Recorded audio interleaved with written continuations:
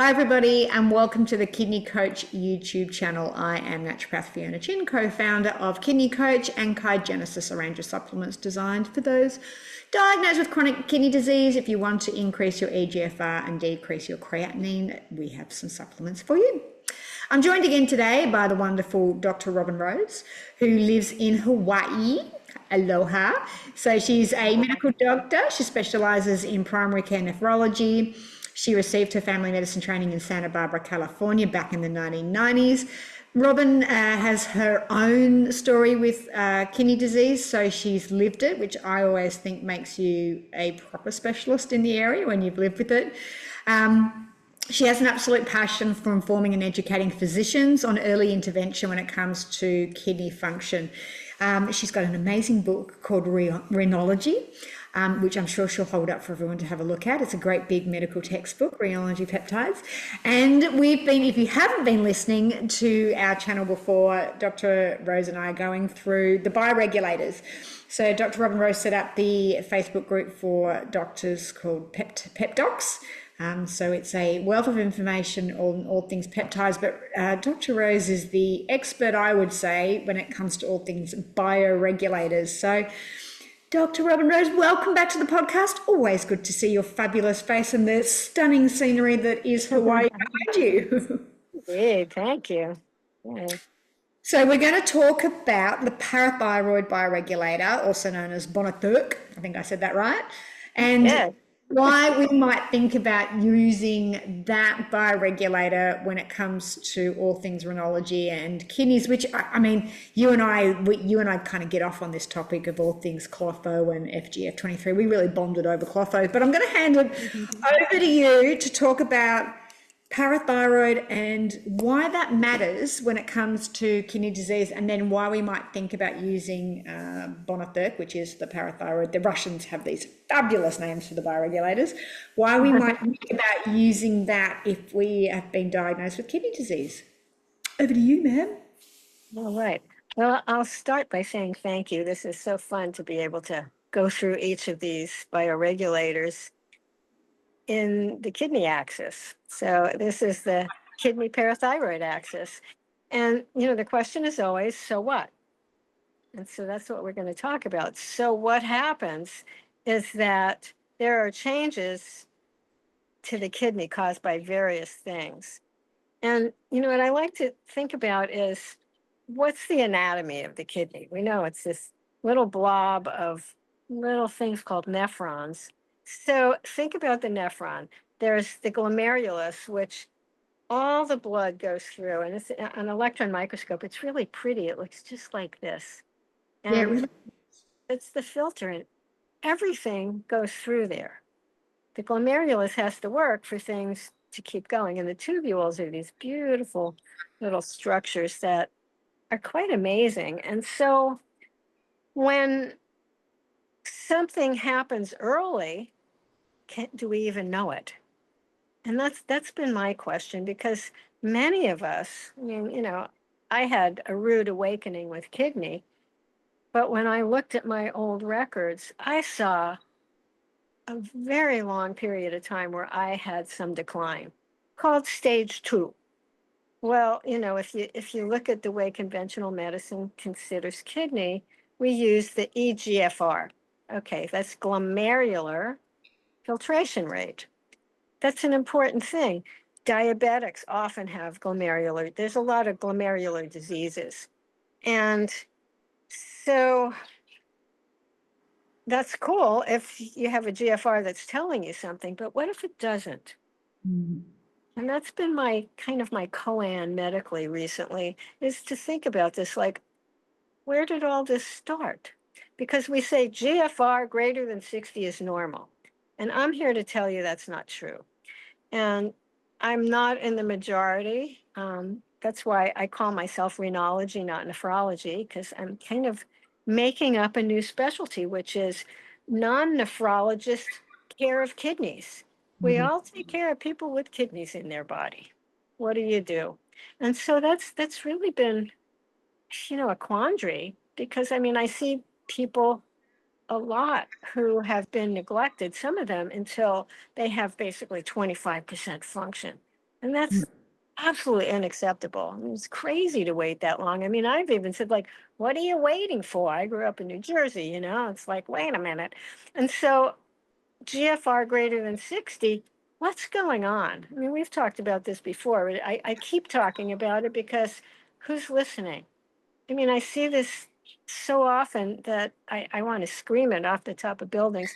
And so maybe off the top of a coconut tree. And and so, you know, one of the things that really caught my attention was phosphorus. My cat wants to get out. And I think I'm going to have to let her out if she's going to beg Good. me. I can hear her doing her musical chairs there. Yeah. Anyway, phosphorus is really fascinating. And I have a little bit of a thing with it because I had a small study group for a while with some nephrologists who were all basically functional medicine aware. And I was the only little family doctor in the crowd. And I was talking about my concerns about phosphorus, and they basically truly ridiculed it. Oh, well. That's nothing, it's not important that early, yang, yang, yang. I mean, even in stage 3. And all I could do is like listen to my own dialogue going, you don't know what you're talking about. And so what I came to realize was really, I mean, God bless them. They're taking care of very sick people, doing, you know, the end of the line. I'm honored as a family doc to do vertical medicine a lot more. The people are well in their life, but things are declining. That's boring to some doctors, but I love that Oh, I love because that you. that's the subtle and the whispers. And that was my talk that I did last night, a talk kind of on biblical kidney and how they whisper and the divine presence answers. And I just love that. And so here we are, the representatives of that divine presence saying, let's find a way to listen to what's going on early. And there's many things. I mean, you know, cardiovascular changes are already happening. Okay, keep that in mind. There's mitochondrial loss. The tubules are loaded with mitochondria, the energy to make decisions. And again, shall I keep this or shall I let go of it? Discernment is Yeah. really what the kidneys do. And so these tubules, especially PCT, proximal convoluted tubule, is an incredible little fragile thing that can get damaged by infections. It can get damaged by toxins. It can get damaged by medications. It can get damaged by autoimmune disease. So there's a lot of reasons to know, these things that are deciding, should I keep sodium? Should I pee it out? What about calcium? What about phosphorus? What about potassium? All important players that, you know, doesn't sound like much until you have an abnormality in it, and then your life goes askew, and I need help. And so I'd rather find the portal in earlier before people go tilt. It's Yeah. just considerate, you know. And so one of the things that I see in the world of toxins is phosphates absolutely get messed up because of kidney declining. And it may actually happen before we even know that the GFR, the test that we depend on, you know, we depend on GFR and creatinine mostly, you know, maybe proteinuria.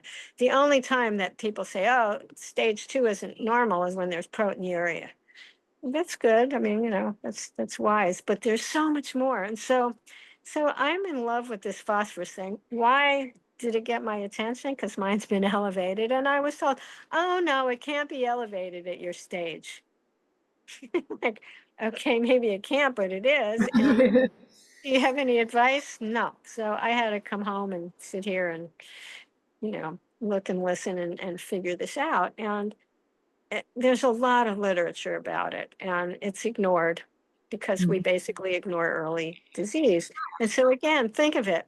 What does it do? And it's got a lot of playmates causing this trouble, but the end of the line is bone disease, which we know is a problem with kidney, and atherosclerosis, which we also know is a killer of people with kidney disease. And so here we are to say, what do I do? So the little cluster that I like to think about is parathyroid, because it's involved in this. So we have FGF23. I don't know have we talked about that together? We did. I did a podcast with someone. I can't remember who it Yeah, was. Might have been you, but I know you and I have a love affair with FGF23 and the clock. it's an amazing thing. So PTH, FGF23, 125 vitamin D, not just the 25, which is made in the liver, but we're talking kidney, calcium, phosphorus. If I had access to labs, I would get clotho levels. And Yeah. now I'm kind of doing a little more explorations. We were just talking about this before we hit record. There are some urinary testing that you can do to assess the tubules before the GFR says, uh-oh. Mhm. And that's, to me, that's like primary care yummies, it's like, cool. Then it's not saying, oh, you have disease and this is bad. I mean, oh, you're medicalizing what's normal. It's not normal to decline. No, it's not because you're old. Maybe you've been exposed to toxins. Maybe you've had illnesses for a long time. So the age has to do with that. But it's not age, because there are people in their 70s with, a GFR of 100. However, how are their tubules? And this is where this conversation comes in. And so FGF23 can go up before phosphorus. Mhm. That's one point to know.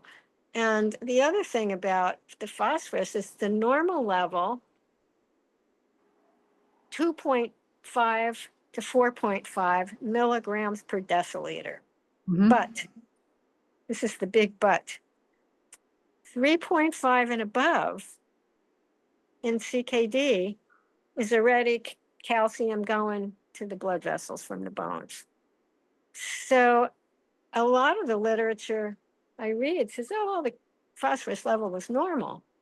And I'm like, well, maybe it is in your mind. And just for anybody who might be interested, I did a blog post about FGF23 recently that's worth reading on my Renology is kidneysuccess.com website, I'll because put the link in below for everybody so they yeah. can have a look at that. And then I'm excited, it's like the book I'm selling, because it cost me way more than you can imagine to produce it. But I still have all these ideas. And so now I can just plop these, what would have been a chapter, onto the website for everybody's appreciation and learning, because we have so much more to know. We just have so much. And so when I discovered bioregulators, it just knocked my socks off. I mean, I was just so stoked, because the idea, and I do this every time, so I'll do it again. There's things can't just get in cells, which is a good thing, because, if there's stuff in the blood you don't want in the cell, it's nice to have a gatekeeper. And so the bigger peptides need receptors. It's more Yep. chemically complicated and more energy expensive, but bioregulators are tiny. And so they don't need all that. There's transporters, which also need some energy, some ATP to do it, but they get in the cell. They also get in the nucleus. And then, the DNA, they can lodge in the DNA, stretch the DNA, and then mess around with the histones to repair epigenetic damage. So all this stuff that injured you throughout your life, whatever it was, can actually get reversed. It's not like you take an aspirin, your headache goes away. I mean, there's way more to it. If you're eating bad and not sleeping good and blah, blah, blah, ain't gonna work. That you have to know that there has to be reciprocity with the universe about this. There's a commitment to taking care, self-loving, finding joy. And then some of these tools we have are stunning. And so why do I love Bonothyrk, the parathyroid, is because it actually has the ability to interfere with this declining process of phosphorus calcium issues. And the calcium gets messed up, and it's calcifying things. It's like making stuff stiff that shouldn't be. And so it's really kind of an interesting approach, because it's kind of invisible. And yet again, these whispers. We have lab work to be whispers. Now I have somebody else. Excuse me one more time. It's dinner time for the pets. So they're all on each other's bowls. I got to go check his bowl and her bowl. I love it. So, when it comes to kidney disease, so, what I'm hearing is that, that proximal tubule damage probably happens way before we're seeing changes in EGFR. And of course, as you and I both know, that whole, and, I totally agree with you, that FGF clotho pathway that can be dislodged because of this, and FGF23 is related to this phosphate and those sort of things. So, why would we then take Bonothyrk, and how does that re-regulate or work on this pathway? And you told me something really interesting before we hit record, which I didn't know, and I'll remind you because I'd love you to talk about this, that there are receptors inside the kidneys from the parathyroid, which I didn't know that, which is, and they're in these proximal tubules, right? So walk me through that and then link it back to the, why using this bioregulator might be super useful. So I took notes so I would be precision-minded. And so parathyroid, with its receptors on the PCTs, the proximal tubules, it binds to those. And when that happens, so in the tubules, there are transporters. They decide, okay, I'll take a sodium and give you a phosphorus. It's talking basically to the body and the urine. What do I keep? What do I get rid of? And so the transporters for sodium and phosphorus are a thing. They're a pair. And those transporters get what they call internalized, and they get degraded. And so then phosphorus isn't being resorbed into the body. It gets peed out. Okay, maybe that's a good thing. Maybe it isn't, because we need phosphorus. Phosphorus isn't the evil enemy. It needs balance. And that causes an increase in the synthesis of 125 vitamin D. And then that happens in the PCT, and in the distal tubule, there's more calcium resorbed. So, here you have increased vitamin D and increased calcium. Can be an issue, need to monitor. That's one of those things. And so as kidney decline happens, some of this reverses, and all of a sudden there's more phosphorus being reabsorbed and the levels go up. And by that time, there's already been damage from FGF23 and PTH rising, which is oxidative. People have rusting, oxidative stress, and they have inflammation. And this affects not only the tissues of the proximal tubules, which are very precious cells. When they get messed up, it's like our electricity gets damaged, our electrolytes get out of whack, and then it's also affecting the blood vessels. And that's the big part of the conversation, that when blood vessels, what's the kidney? A clump of blood vessels. Next time, let's do blood vessels. And so it's like these are major things, and yet I like to philosophize, because it really plays into how we decide to do things. If you just think of the kidney as a filter, okay, so it didn't filter. So what? But the so what, the downstream is so complicated and so multi-layered that, the joke is, the kidney bone's connected to the eye bone, to the bone, to to the ovary bone. It's all happening at once, maybe not as much. Some people have more of this, some people have more of that. So we monitor, because out of nowhere, gee, my thing was fine until all of a sudden it wasn't. So, it really is commitment to seek kidney success, which is what Renology is about.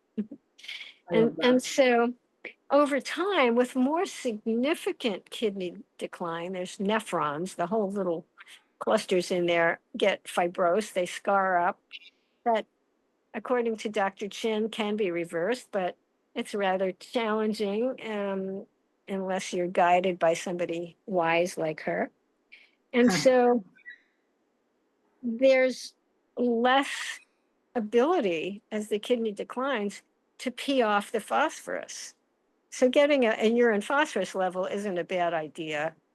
Early on, if it's really high, okay, maybe something's going on. I mean, you just need to assess what's happening, because it's not just one story. Everybody presents with a whole different collage of issues. And so over time, the phosphorus level goes up, then the parathyroid level goes up, and that starts all kinds of other problems. It's an adaptive response, a compensatory response. And so it's not a bad thing, but over time it is. Yeah. And so I also, this is more of the kidney philosophizing, but the kidney adapts to these insults, to these changes. Well, I have to adapt too.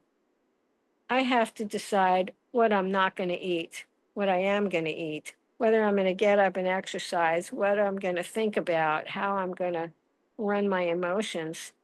All of that is part of my own meeting this physiology. If that's adapting, I need to adapt, because, I think there's more of the listening and some guidance of, if you really know what you need to do, how do you do it? Well, I love that insight. I think that's a big thing is physicians and I don't know, how do I say this? Like, um, what's the word that I want? It's that we separate mind and soul from the body. So when you're talking about this beautiful whispering and listening and processing emotions, most doctors and nephrologists are not going to be telling their kidney patients to be doing such things. But, you and I are both on the same page with this. That stuff is so important. And that, even if we don't go down the woo-woo hole, it comes back to this being deeply connected to your body and actually, like you say, that your pathology is adapting or your biochemistry is adapting, and how do I then move with my body to help it? Like you say, do I suddenly eat better foods and do that? But we've become so disconnected from our own bodies that we've lost, or a lot of us have lost, that wisdom in the noise of life to be able to just tap in and listen to that stuff. And, I get the sense from you, and tell me if I'm wrong, that is something that you're naturally quite good at. Or did you teach yourself that after your diagnosis of renal disease? Was that something you had to come back to? I mean, it's been, 19, I'll tell you how old I am this way, 65. I learned about yoga and meditation. I was in high school. I was reading Red Book magazine, or some women's magazine, and had an article about this. I started standing on my head in my bedroom. It's like, oh, I like this. There's science to it. It may be called woo-woo, but read up about the sympathetic overload that happens in kidney. I mean, this is real damaging stuff. Well, okay, you want some Valium, you want some antidepressants? I don't. And so, the whole conversation, I say, go to Vegas, Ha. as in the vagal nerve. I can't, I I got you can't on help one. myself. Anyway. Where I live on a Hawaiian island where everybody dreams, and when they go on vacation, they love going to Vegas. It sounds like absolute the worst nightmare to me. I mean, I wouldn't, never mind, but I'm not going there. And so, so you go to Vegas, it's like, what do I know how to do to turn the dial from that sympathetic overload, which comes from physiology? The body's responding to, something inside is going, ouch. It's like a mother going, oh, my baby's hurt. And so, part of the self-loving self-care is learning how to listen to early stuff and shift it before it turns into a whole medical ordeal. And I just had someone here earlier she's very intuitive, and she was talking about some health issues that nobody was listening to her, and she was hearing like something is not going on right. She finally found someone and had a significant medical problem. And we can do better than that. I mean, it's frustrating if you're hearing stuff and you go see 4 or 5 different people and they poo-poo it. That's not fun and can be upsetting. But ultimately, you know, I have to take care of my own self. I have to believe in myself and know how to learn what I need and listen when I find out. And, I mean, it's not easy to make all the changes you have to. It's nobody said it was easy, but on the other hand, take a class trip to a dialysis center and you'll know how easy it is to make changes in your diet. That'll do it. And that's, I did that. oh wow. Well, I did that'll that. definitely do it. And I wanted to ask, so because we're talking about the parathyroid and the parathyroid bioregulator, what are some of, and I mean, I am asking you to go back and do the physical side of it, but what are some of the symptoms or whispers? And you mentioned some pathology tests earlier that you and I would love to have in a script, but can you run over the pathology specifically again? And then, because parathyroid, I can't tell you how many patients will come in and I run standard tests, and they may not be rhenology patients, but you'll see a parathyroid go out. And I know there are some sort of symptoms that you're like, oh, that could be it. But are there specific symptoms that you see that you go, yeah, that's a parathyroid thing, and then attaching it to labs so people can start to train themselves to maybe some of the at least physical whispers that might be going on? It is pretty subtle. I mean, that's unfortunately why it gets missed. And I'm going to renege and say often I'll see a calcium level hop up, or a phosphorus level. And I'm like, maybe should follow up and make sure all these other things are doing okay. I mean, there can be bone changes, there can be cardiovascular changes, fatigue and inflammation goes along with all of this. And so that's vague. And that's why they say, well, there's no symptoms in early CKD. Well, that's it's a little off-putting because they really are. They're just vague. And as primary care, we're way more skilled at kind of navigating vague. When you're a specialist, you get the person packaged up, diagnosed. Here's a report. Okay, I know what to do. I mean, maybe it's hard to come up with the diagnosis, but at least you know what organ system you're working with. I mean, what's fatigue? It could be 1,000 things. And so it's really that bigger picture. Is there family history? Okay, is there blood pressure changes? Toxins? Have you been exposed to toxins? And so ultimately, it's like remembering that kidney is there, and once somebody already is starting to see their GFR dropping, and I'm delighted, I'm getting people reaching out to me, their GFR is in the 70s. It was in the 90s, now it's in the 70s. I don't know, nobody told me about this, but can we talk? And then I spoke to a man recently who is a physician, in fact, and had years of diminished GFR with prostate issues. Nobody mentioned to him that his GFR was involved. And then he got COVID. Boy, he was down a little bit on the lower end of stage 3. And that got his attention. And so, it's like, and he was like, why didn't anybody tell me? And so, nowadays you can look at your own labs readily. That didn't used to happen. And so people were way more in the dark. But, to the listeners, start learning. Use AI. Look up each lab. What does potassium have to do with me? What does calcium have to do with me? I mean, you go through the labs you get, that could take you, 3 months till you have to do them again. And so I mean, that's what I did at first. Even as a physician, I started looking through each lab through the lens of kidney. And at a point, I had a slightly elevated parathyroid. And one of the things that I noticed was when I added bicarbonate, it normalized. I think it also normalized the phosphorus that was elevated, the uric acid that was elevated, and the potassium that was elevated. So there's things that we know to do. 5 nephrologists into it, nobody told me that except for somebody in a Facebook kidney group. Crazy, isn't it? I mean, and this is the other thing that I've seen in clinic, and not necessarily when I'm looking for kidney, is long-term vitamin D deficiency. I will see the parathyroid start to shift, which is, I talk about this a lot in blog posts and videos that I do, but I am a big believer if you've got a certain gene predisposition or you've had exposure to certain medications, special things like triple whammy, or you've got, blood sugar, metabolic disease and cardiovascular fluctuating blood pressure, and you prolong or have an extended period of vitamin D deficiency, which then sets off this FGF 23 chlorphosphorus and parathyroid. So parathyroid starts to, really work hard when vitamin D drops.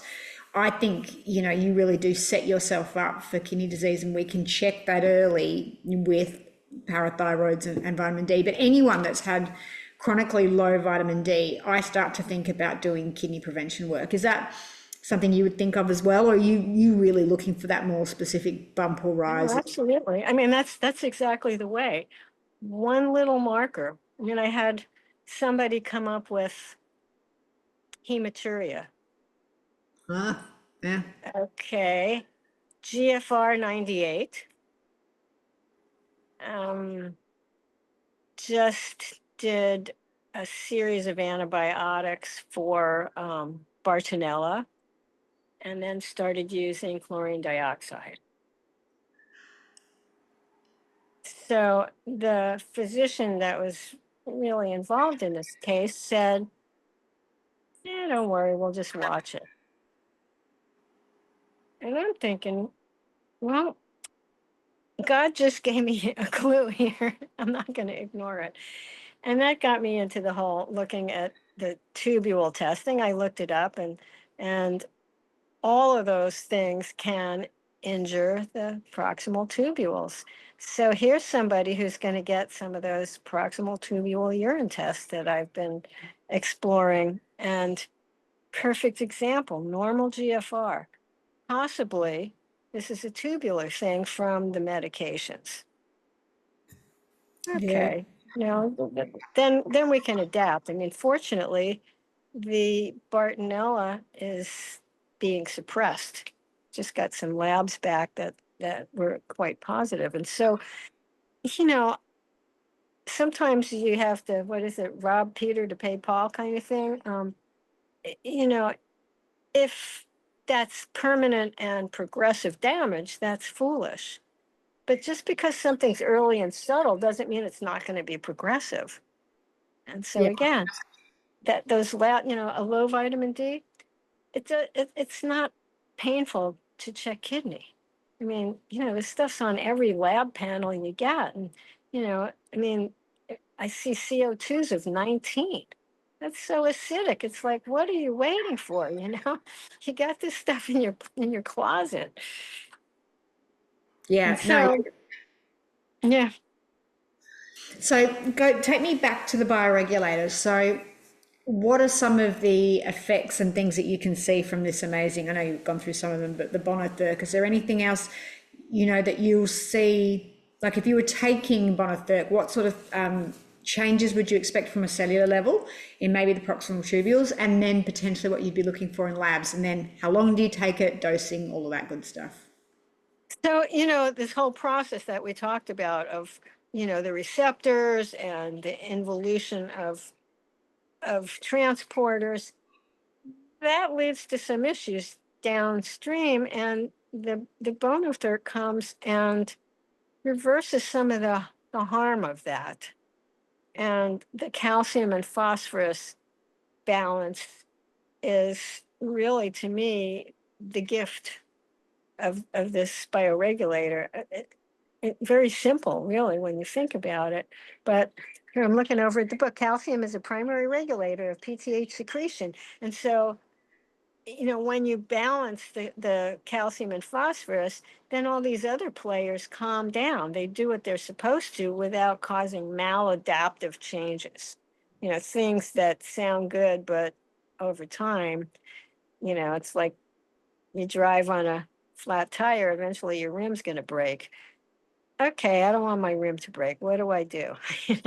Is there, and so the thing with the bioregulators is you don't have to take them all the time. And so I find, if somebody's really sick, I might do a prolonged period of treatment. I might even do like a 3-month run. But if it's just like, okay, I'm seeing the vitamin D a little off, I'm seeing calcium's okay, but it's at the high end of the normal range. Ooh, phosphorus is in the quote normal range, but not for kidney. Then maybe, if it's really not good on those whispers, I would do a month and then 10 days every month for a while and then kind of go further. If not, maybe 10 days a month for a few months and then do it every 3 months. Keep monitoring to see, is there something else causing this? Remember, phosphorus gets messed up with dysbiosis as well. And so, none of this is isolated. Kidney medicine is defrag, put it all back together, because all these players, the parathyroid is inducing inflammation, as is the phosphorus, but gee, the colon is contributing, and always back to diet, and the thing with phosphorus, I know I keep wandering from the bioregulator, but the thing with phosphorus is, what are you eating? Synthetic phosphates in foods are absorbed 100%. That's not a good thing when you have kidney issues. It's not good to eat that junk anyway, but even more so with protein. That's a really important conversation. And animal protein, you absorb the phosphorus in animal protein about 80%. All right, that's still a bit. Well, here's something else that we have to say. Why don't you want to eat a whole lot of animal food when you have kidney, or at least plant dominant protein? Well, the plants are about 40% absorbed. And there's phytates, which are basically natural phosphorus binders. And so, there's things to be doing. Acacia senegal will actually help you excrete the phosphorus from your gut, which is another nice way to get rid of stuff. And so, we have a lot of tricks. And along with those self-love tricks, we have Bonothyrk. And so, if you're self-educating enough to follow your labs, it'll be obvious if you need it. That was my next question. Is it one that you would use in stock standard? We talked about pile attacks, which we can talk more about that in another thing, because we obviously spoke about some of that stuff before you recall. But so would you be thinking about using Bonothyrk in every case, or is it, you're like, no, this patient's had maybe vitamin D looks a bit funky, the calcium's not quite right, the parathyroid, they're in range, but they're all just, when you look at it and you're like, there's something not quite right about it. It's in range, but I'm looking at that stuff all the time, like it's not quite happy. Is it only then that you would use it, or are you thinking because of the proximal tubules and that there probably is injury going in there all the time, especially once we fall into the chronic kidney disease, that maybe Bonothyrk would be something that you would use, and maybe the labs are good, but you think, I'm going to run a 10 or 20-day course of this maybe every sort of 3 to 6 months, because it may actually help repair the proximal tubules, and that is the bioregulator to do that versus others. What's your thinking around that? Good question. Sorry. No, I have like 20 thoughts in my head, so I would consider, and this is consider some of these tests for the tubules. Do you want to walk us through some of those? Because I love that because this is no one really have heard that. Dr. Rose here is putting together a panel for the tubules, and I love it. I've been writing it down before we hit record because I'm going to start doing the same thing. Now let me see if I can find my notes.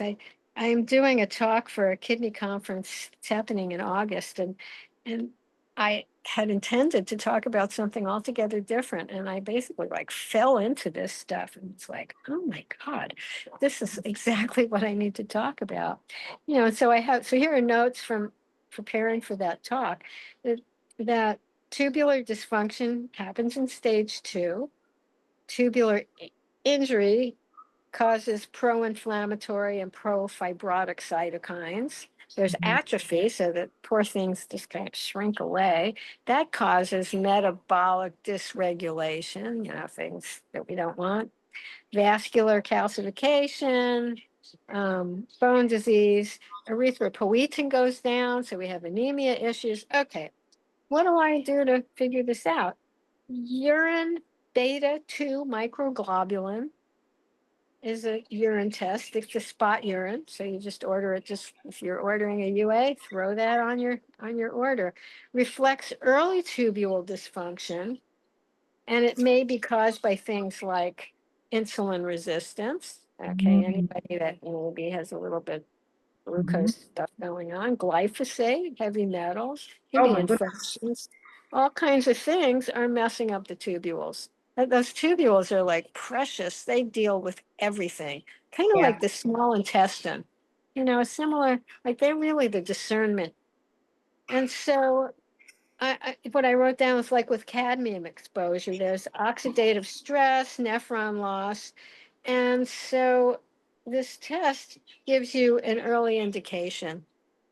I looked up, just looking up, I looked up, I was like, there's a dog. He doesn't normally jump on when I podcast, but he sometimes is just like, I haven't had my cuddle for the day, Dr. Rose. I need a cuddle. So I here he didn't is. see you. I saw the dog. It's like seeing a car driving down the road with a dog. I know he's massive. He thinks he's a little lap dog and he forgets it's Oh, 40 kilo Doberman. oh. So So no, I think that's that's, one of them. are they the main labs? Were there any other labs that you wanted to add to that? Um, what else did I want to say? I do, but I'm dropping my memory here. Urine transferrin is one. I wrote some other stuff elsewhere, and let me talk about this that we chatted about. I learned about this recently in doing this talk that we know about proteinuria. Yeah. It's a glomerular thing, that through this little filter, it gets damaged, so big proteins get through. However, in the tubules, small proteins can start leaking because of impaired cells in the PCTs. And so that's the basis of these kinds of testing, that these proteins, bye doggy, that that was so funny. I was looking down and I looked up and I'm like, where'd she go? What happened to her head? What happened to my friend? That's Apollo. And so, ultimately, um, we have ways of looking further. I think I'm happy with the beta 2 and then retinol binding protein.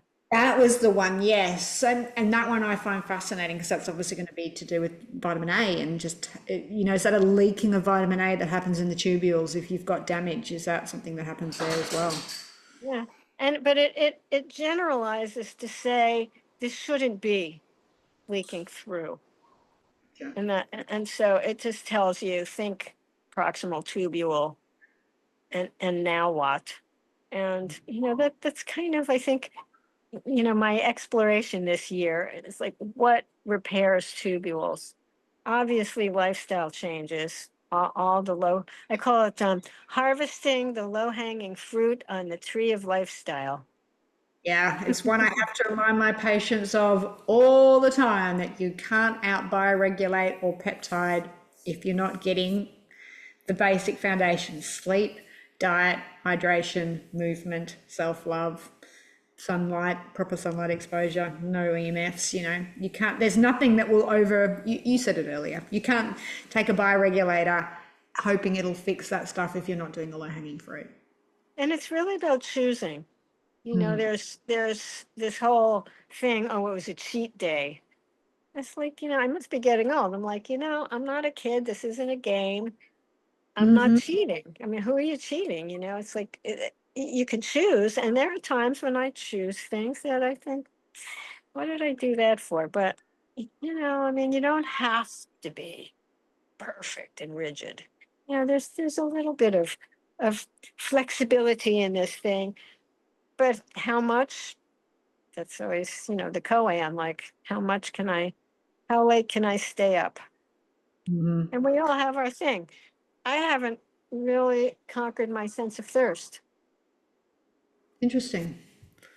It goes away with kidney stuff. And so I don't think I drink enough. I have to like make a joke of it, go, okay, after, or I'm thirsty in the middle of the night. And that was another thing from this talk that I did, which is in the Psalms, King David recognized that the kidneys give counsel at night. Well, isn't it? I'm trying to think of the Chinese medicine clock of when they are most active, and that is, I know when liver is active, it's between 1 and 3, and I know the bladder is most active between, or is it the bladder's 1 to 3 and the liver is 3 to 5 a.m., isn't it? And that's why most people have to get up at between 1 a.m. and 3 a.m., because your bladder's at the strongest time there. So as soon as you get some bladder weakness, you get woken up in that hour, because that in Chinese medicine Yeah. Oh, I is want to great. look that up now. That's important. And I know I've known it and don't remember. And so, we know, I mean, my blood pressure was spiking at 11 at night. I didn't know it until I didn't feel good one day and I took it and I was like, what the heck? Okay, that's a typical thing, being a non-dipper, and so, there's a lot to this. And so why do I like Bonothyrk? Because phosphorus messes you up. It's just the way it is. And we're ignoring it, and we're not even recognizing that that part of the normal range isn't normal. And that's another blog post that I did, by the way, in case somebody wants to read more about that, because I just want people to know this stuff. It's so critical to staying healthy. Like, if you know, then you can make better choices. Yeah, Mm. I couldn't agree with that more. Well, I feel like we've covered Bonothyrk well, and I feel like we've got a good understanding of when to use it. We've definitely gone down the phosphorus rabbit hole. You and I could do a whole separate thing on that, I guess, with FGF 20. I'm sure we have done FGF 23. I did it with someone. Must have been you. So, And one thing that I wanted to say is that one of the last things I looked up before my free AI excursion ran out. I think I may have to pay for this. There isn't a lot of research on Bonothyrk, and I've asked the Russians. I am blessed to have an email friendship with the wife of the man who invented these, who's a physician and a researcher. She's brilliant. Um,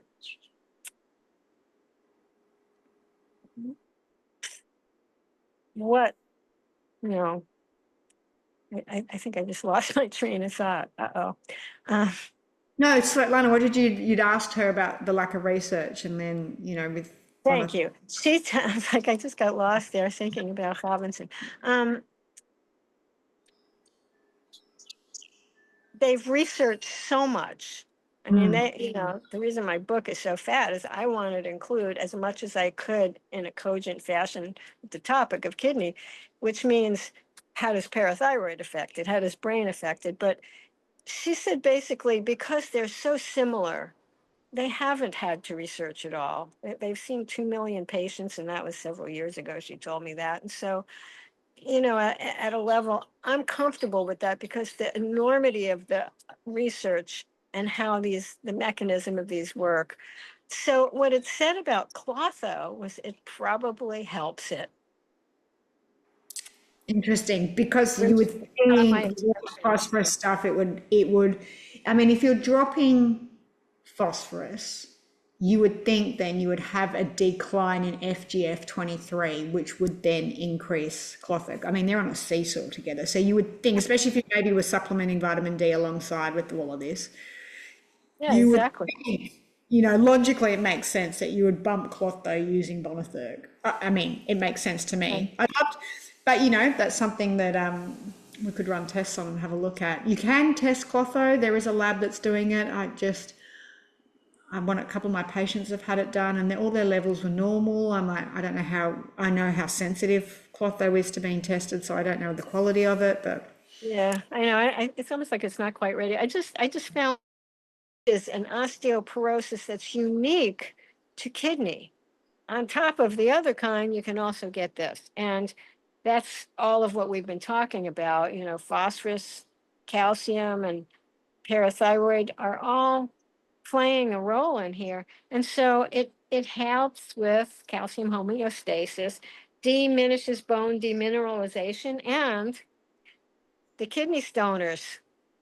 Keep this in mind. Bonothyrk is very useful for kidney stones. And so, absolutely. anybody who has any kind of risk, and you think about it because, uh, the calcium and phosphorus crystallize, Mm.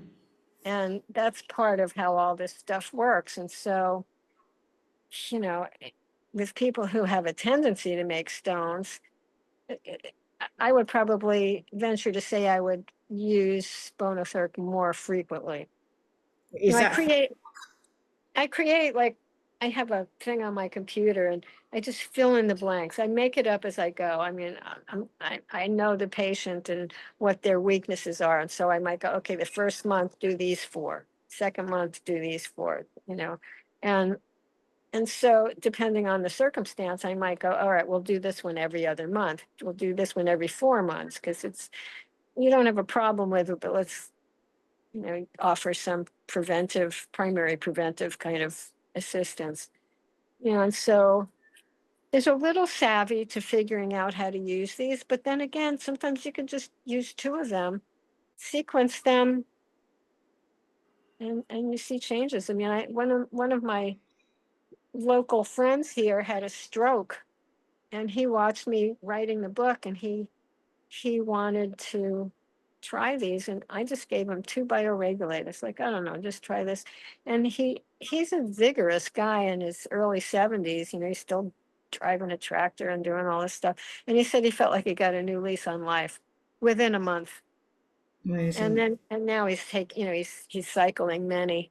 And so, it's really a stunning gift to, it's like you say, you can't go back. You mess things up. Can you fix them? This is like, a get out of jail free card in a way. They are amazing. That whole epigenetic change of expression and how they unravel chromatin and work on the histones is, I'm sure some of our herbs and nutrients may work on that level, but I haven't seen anything with a very specific mechanism to do that, such as the bioregulators. And it blows my brains that it is, two amino acids strung together. And here's the crazy part. I was reading a research paper on, there are two bioregulators or peptides that are both two peptides, but strung in different orders. So one is, I can't remember, it might have been lysine, glycine, and then the other one was glycine, lysine. They do completely different things, but they're the same Yeah, peptides, just strung, and where the carbon joint was for whatever, the carbon, I'm assuming, wherever it was yeah. joined. Well, if you imagine, because like say the amino acids this way. So if it's that would be different than if it was that. And It, and the it's other cool thing amazing. is like if you give those two amino acids, it's not going to be the same. There's something about the bond It that is crazy, isn't it? It like that whole, love I that. just find, I do too. I find that just so fascinating of two amino acids strung together, you change the order, it targets a different organ. I was like, wow, amazing. I know. It's pretty cool. It's like Vilon and normothitol. Maybe that was the actual ones that I was looking. They're the same ones. And I actually reached out to Dr. Trofimova, and she was like, well, they come from different tissues, so they're going to be different. And that's another thing to understand with these, is that they hone to the tissues of origin. There's some play in the wheel, like the prostate ones do stuff elsewhere, but still, essentially it's like if it's from the kidney, it goes to the kidney. If it's from the brain, and some of the research that they did, and it's in my book since we're blabbing on here, I'll share the beautiful cover. Look at this gorgeous artwork. I love this.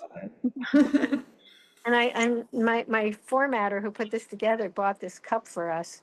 Oh, nice. And so a lot of that research is in here because, I think it's important to understand, like, what do these do? And I did that because a lot of people are going, wow, what do they do? They don't do anything. What do they do? And I'm like, well, here's, 200 pages worth of what they do. Yeah, they are amazing molecules, which is why I'm so grateful for you that you were joining me to walk us through the bioregulators. So anything else you want to say about Bonothyrk or anything to do with the parathyroid and kidney disease before we wrap up? Listen to the whispers, love yourself enough not to be bummed out about it. That was something that we talked about last night too in this little gathering. How do you maintain a state of joy despite the distresses of living? And that's another koan, it's that another part of that spirituality, the prayer, meditation part of having a chronic illness, is finding that inner sanctuary. And so, I think that parathyroid has a place in that inner sanctuary. I love that. And we're going to do the blood vessel bioregulator next time, because that is definitely one I use a lot in chronic kidney Oh disease. yeah. I'd love to hear your thoughts on that. Dr. Okay. Rose, it's always a pleasure to have you on. I will put a link to your book below and to your website. So if anyone wants to have a look at the blogs that you're putting up, they can do that. They can reach out to you directly via your website too. If you want to, make sure you hit subscribe and like, that way you'll get notified when we put up our next bioregulator podcast. If you've got any specific questions for Dr. Rose, put them in below. I will make sure they get to her. And finally, make sure you head over to www.kidneycoach.com. We've got a new website launching in a couple of weeks, so probably by the time this goes live, it'll be there. And you can follow us on all the social media platforms under Kidney Coach. Dr. Robin Rose, thank you again for your time, your knowledge, your wisdom, and your heart, and everything that you went through with your own journey, and being able to bring that to our beautiful community listening. And everyone listening, thanks for listening. So grateful to you too. Aloha. Bye. Aloha.